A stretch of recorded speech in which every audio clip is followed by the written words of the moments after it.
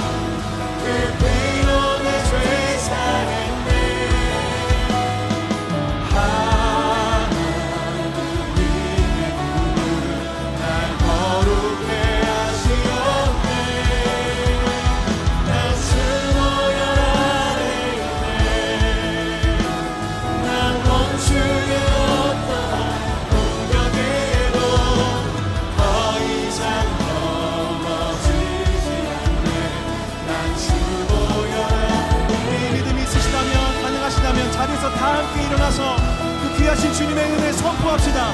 저 원수마귀가 듣고 떨도록 우리 고백합시다. 6월절 양의 피로 나의 삶의 문이 열렸네. 저 어둠의 권세는 힘이 없네. 주 보혈의 능력으로 원수가 날 정죄할 이롭게 설 수 있네. 난 더 이상 정죄함 없네. 난 주 보혈 아래 있네. 난 주 보혈 아래 있네. 그 피로 내 죄 사했네. 하나님의 날 거룩해. 아멘 감사합니다 주님. 주 보혈 아래 있네. 난 원수의 어떠한 공격에도 더 이상 넘어지지 않네. 난 주 보혈 아래 있네. 아멘. 6월절 어린 양의 피로, 6월절 어린 양의 피로 나의 삶의 문이. 저 원수를 향해 외칩시다. 저 어둠의 권세는 힘이 없네. 주 보혈의 능력으로 원수가 날 정죄할 때에도 난 의롭게 설 수 있네. 아멘. 난 더 이상 정죄함 없네. 주 보혈 아래 있네. 주 보혈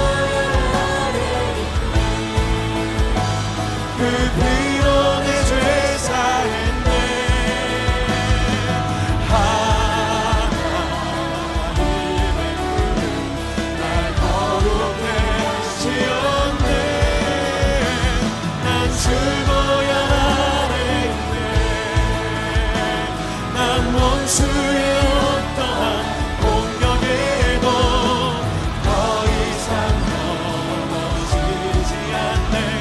난 주보혈 안에 있네. 우리를 대표하여 김영기 선생님께서 기도해 주시겠습니다.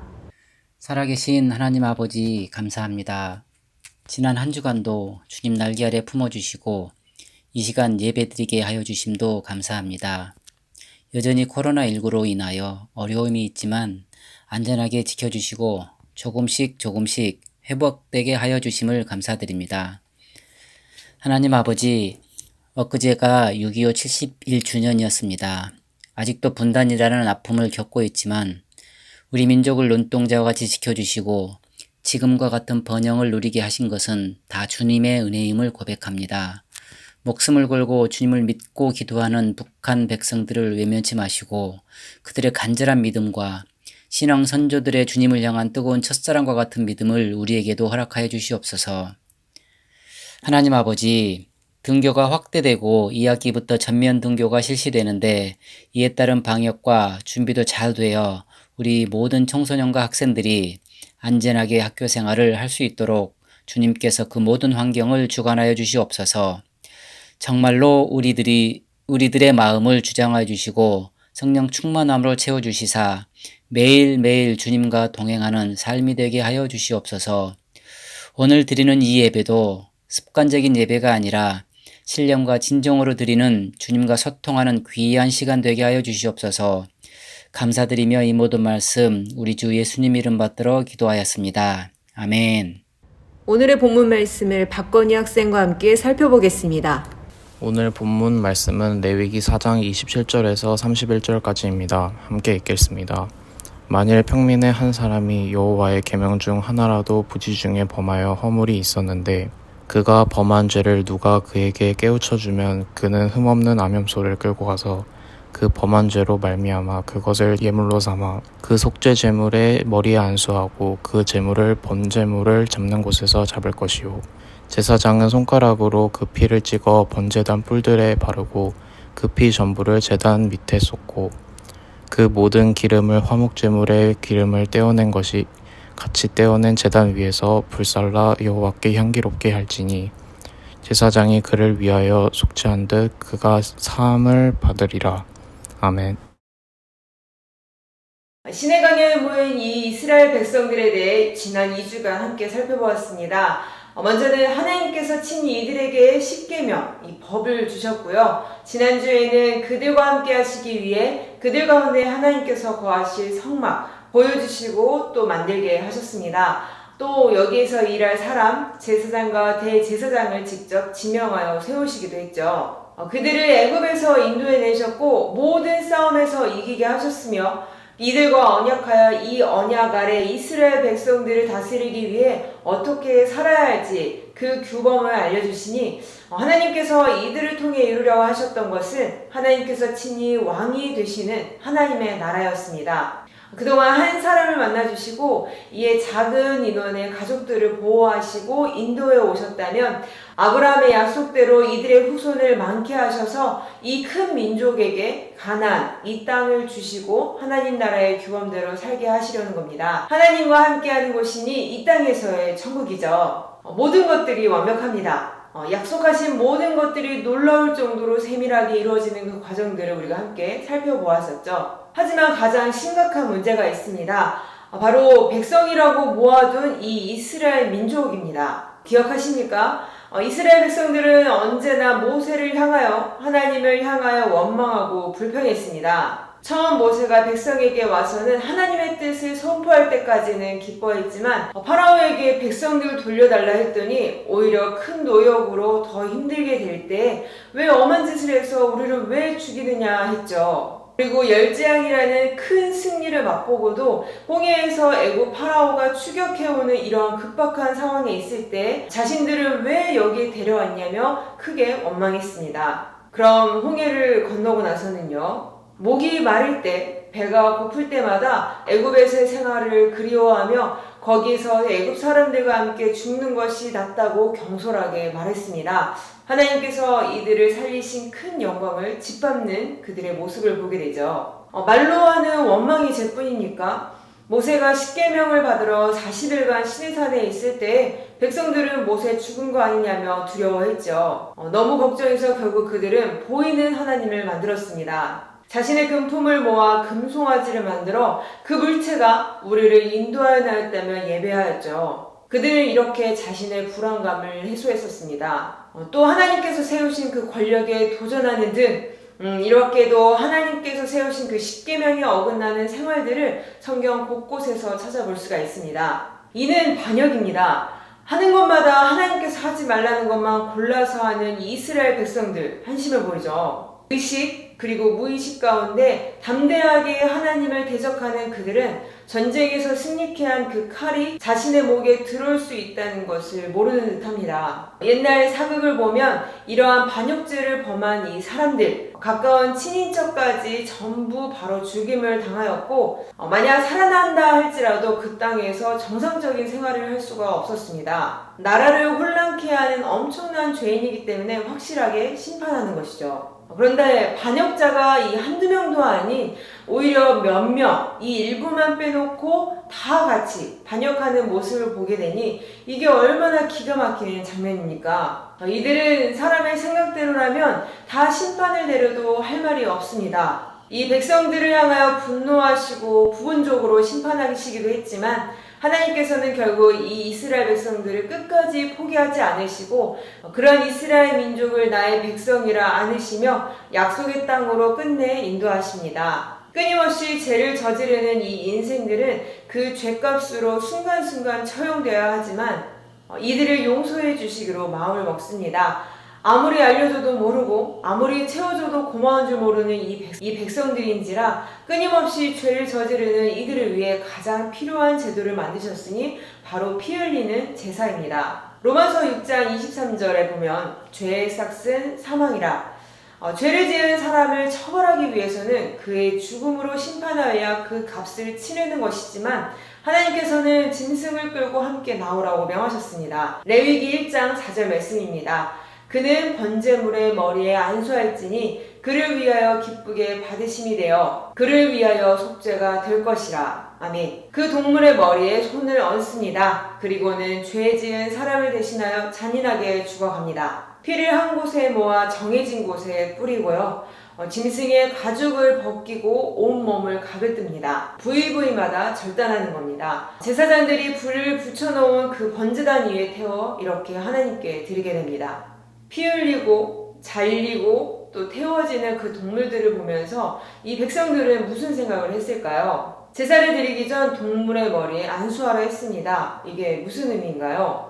이 제사는 나를 대신하여 행해지는 과정입니다. 잔인하게 떨어져 나가는 짐승의 몸을 보면서 이런 처형을 내가 받았어야 했다니 내 죄가 얼마나 심각한지를 보게 되고 사실 자신이 죽어야 하지만 이 희생제물을 나에게 허락하셔서 내 죄 대신 죽어가는 그 짐승들을 보며 내 목숨을 살려주셨다, 은혜 받았다 고백할 수 있는 겁니다. 완악한 마음으로 불평만 하는 이들이지만 하나님의 백성이기에 베푸신 그 은혜를 기억하게 하는 너무나도 중요한 장치입니다. 하나님께서는 이 속죄제사를 통하여 그 죄값을 치른 것을 인정해 주셨고 그렇기 때문에 그 죄로 멀어졌던 백성들과 다시 그 관계가 개선이 됩니다. 이렇게 개인적으로도 민족 전체적으로도 매일 그리고 정해진 날에 계속해서 제사를 통하여 하나님께서 백성들과 특별한 관계를 이어가시고 이를 통해 세상 다른 존재들과 구별하셨습니다. 이 세상에 있는 어느 것과도 비교할 수 없을 정도로 가장 특별하시고 가장 순결하신 유일한 하나님을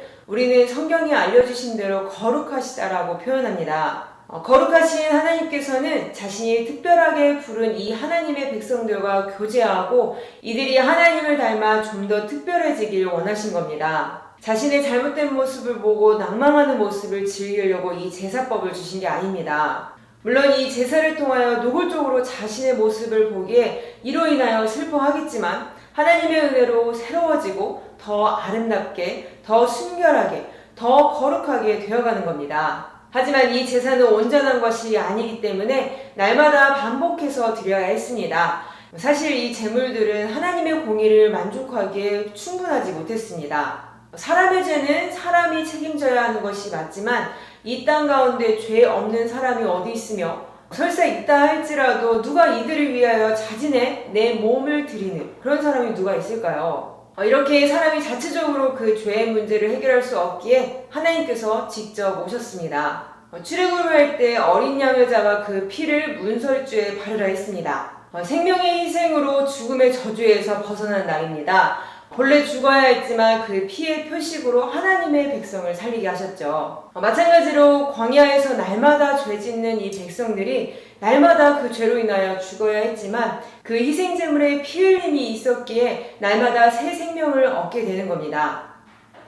이 모든 것들을 가리키는 진짜가 나타났으니 바로 고난을 당하시고 십자가 위에서 죽음을 당하신 그리스도께서 한 번의 죽음으로 모든 믿는 자들의 죄를 해결하고도 남는 영원한 효과를 내셨습니다. 하나님께서 동시에 죄 없으신 사람으로서 완벽한 희생 제물이 되어주셔서 우리의 모든 죄의 대가를 갚아주셨습니다. 여러분들 하나님의 백성 맞습니까? 이 질문을 받으니 어떤가요? 당당하게 말할 수 있겠으나 이 양심으로는 주춤하게 됩니다. 날마다 생활하는 것 떠올리게 되니 이렇게 이스라엘 백성들처럼 하나님께서 하지 말라는 것들만 하고 있고 또 날마다 불평을 입에 마음에 달고 살지는 않았나요? 많은 반성을 하게 됩니다. 맞습니다.